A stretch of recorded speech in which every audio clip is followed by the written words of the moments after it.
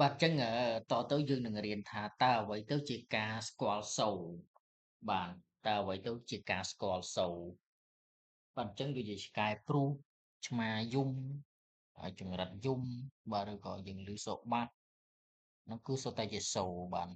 ហើយសំណួរគឺលើកឡើងថាតើអ្វីទៅជាការស្គាល់សូរអញ្ចឹងណាបាទអូខេអញ្ចឹងយើងស្គ្រូលមកក្រោមមកអូខេបាទពិភាក្សាជាក្រុមតូចតើអ្នកបានដឹងនឹងវាគំនិតអ្វីខ្លះទាក់ទងនឹងការស្គាល់សូរអញ្ចឹងតើយើងបានដឹងឬក៏មានគំនិតអ្វីខ្លះបានទាក់ទងនឹងការស្គាល់សូរអូខេអញ្ចឹងការស្គាល់សូរបាទការស្គាល់សូរនោះយ៉ាងម៉េច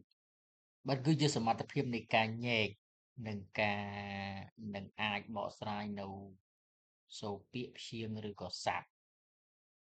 បាទនឹងហៅការស្គាល់សូរនឹងការស្គាល់សូរបាទគឺជាសមត្ថភាពនៃការញែកបាទញែកនឹងអាចបកស្រាយនៅសូរពាក្យបានព្យាង្គឬក៏ស័ព្ទបាទដូចជាអឺកង់កែបយើងអាចញែកព្យាង្គបានកង់កែបហើយពេលសូរពាក្យបាទដូចជាចៃខៃម៉ៃនឹងវាឮសូរខុសគ្នាបាទ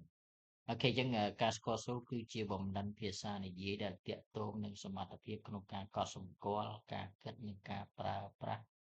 សូរក្នុងភាសាបាទការស្គាល់សូរបាទការស្គាល់សូរគឺជាបំណិនបាទ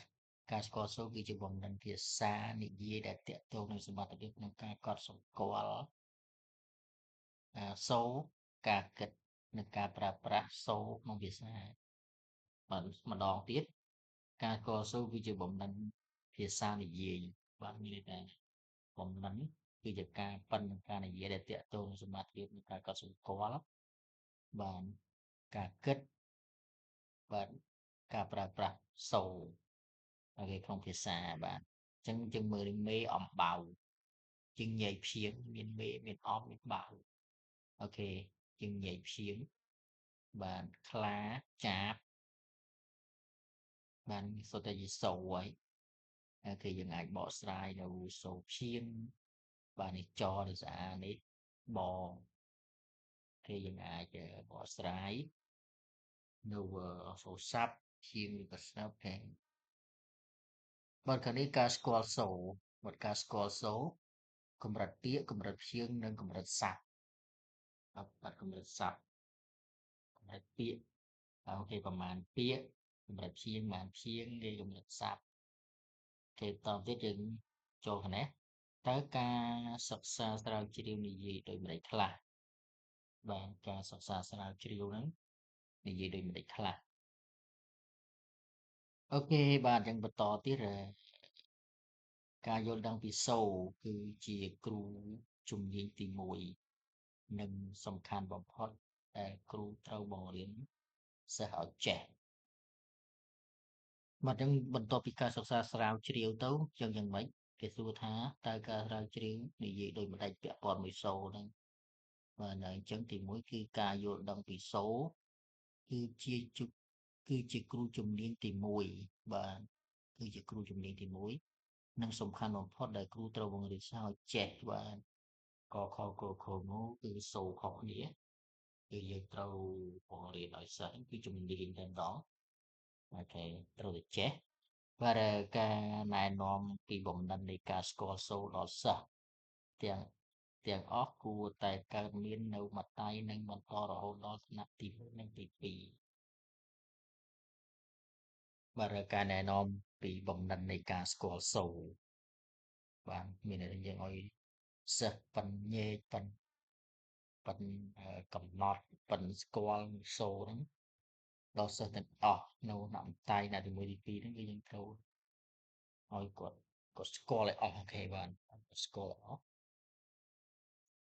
អូខេបាទបាទអញ្ចឹងបន្តទៀតបាទអញ្ចឹងបន្តទៀតអូខេតើការស្គាល់សូរកើតឡើងដោយស្វ័យប្រវត្តិមែនឬទេបាទអញ្ចឹងមុននឹងចូលសំណួរនេះយើងមើលការនេះបញ្ជាក់ឡើងវិញតើការសិក្សាស្រាវជ្រាវនិយាយដូចម្ដេច បាទអញ្ចឹងសិស្សទៅកាលណាគាត់អត់ស្គាល់សូរច្បាស់លាស់ទេគាត់អានអត់កើតទេអញ្ចឹងណាដូចកអាកាគាត់អត់ដឹងថាកហ្នឹងគាត់ហ៊ានថាកទេញឬក៏គាត់ហ៊ានថាសអាគាត់ដឹងថាកអាកាឬកអ៊ីគីអញ្ចឹងណាបាទព្រោះឃើញផ្សេងមួយគោឬគីអូខេអញ្ចឹងគឺការយល់ដឹងពីសូរនឹងគឺជាគោលនីតិមួយនិងសំខាន់បំផុតគ្រូត្រូវបង្រៀនសិស្សឲ្យចេះបាទណែនាំពីបំណិននៃការស្គាល់សូរដល់សិស្សទាំងអស់គួរតែកើតមាននៅមត្តេយ្យនិងបន្តរហូតដល់ថ្នាក់ទី1ទី2អូខេតោះយើងចូលសំណួរមួយទៀតតើការស្គាល់តើការយល់ស្គាល់សូរកើតឡើងដោយស្វ័យប្រវត្តិមែនឬទេបាទតែការស្គាល់បាទការយល់ស្គាល់សូរកើតឡើងដោយស្វ័យប្រវត្តិមែនដែរឬទេបាទអញ្ចឹងក្មេងហ្នឹងវាអាចញែកសូរអាចពន្យល់សូរស្រាក់សូរព្យញ្ញៈមួយហ្នឹងបានដោយស្វ័យប្រវត្តិអត់ជំបាទគឺបាសក្បាលហើយវា no បាទវាអត់ចឹងទេណាបាទវាអត់ចឹងទេបាទនេះឈ្មោះម្នាក់នេះគឺឈ្មោះអាដាមមកគេ Marilyn Adam គាត់2011ពី1990អូខេតោះបន្តទៀតបាទយើងចូលមួយទៀតគឺការអភិវឌ្ឍបំណិនការស្គាល់សូរអូខេការអភិវឌ្ឍបំណិនការស្គាល់សូរបាទទី1ទី311យ៉ាងម៉េចបាទ311យើងមើលមកលើបាទ311គឺយើងនិយាយពីអីមិញបាទបាទនៅលើនេះបាទនេះ311គឺសារៈសំខាន់និងអត្ថន័យនៃការស្គាល់សូរបាទអញ្ចឹងយើងយល់បាទយល់ពីសារៈសំខាន់និងការអត្ថន័យនៃការស្គាល់សូរហើយអូខេឥឡូវយើងចូល312បាទ312បាទ312គឺការអភិវឌ្ឍបំណិនការស្គាល់សូរបាទការអភិវឌ្ឍបំណិនការស្គាល់សូរបាទការអភិវឌ្ឍបំណិនការស្គាល់សូរបាទបំណិនមានន័យថាការប៉ិនការស្គាល់នៅសូរគេតោះយើងចាប់ផ្ដើមបន្តទៀតអូបាទយើងចាប់ផ្ដើមបន្តទៀតគឺការអភិវឌ្ឍបំណិនការស្គាល់សូរបាទការអភិវឌ្ឍបំណិននៃការស្គាល់សូរបាទអញ្ចឹងការអភិវឌ្ឍបំណិននៃការស្គាល់សូរបាទវាទីមួយគឺសូរដើមនិងសូរចុងស្ដាប់និងកំណត់សូរបាទពីងាយទៅលំបាកទៅទេ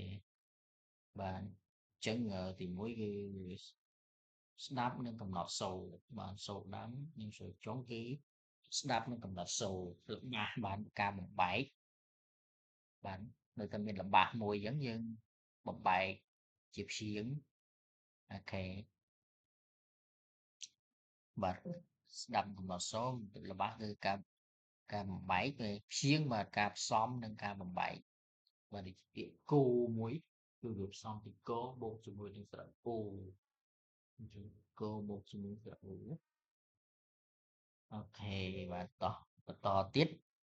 បាទស័ព្ទបាទស័ព្ទការផ្សំនិងការបំបែកអូខេតោះអញ្ចឹងយើងមានន័យថាពីងាយទៅលំបាកទៅងាយអូខេបាទអញ្ចឹងយើងបន្តទៀតអូខេ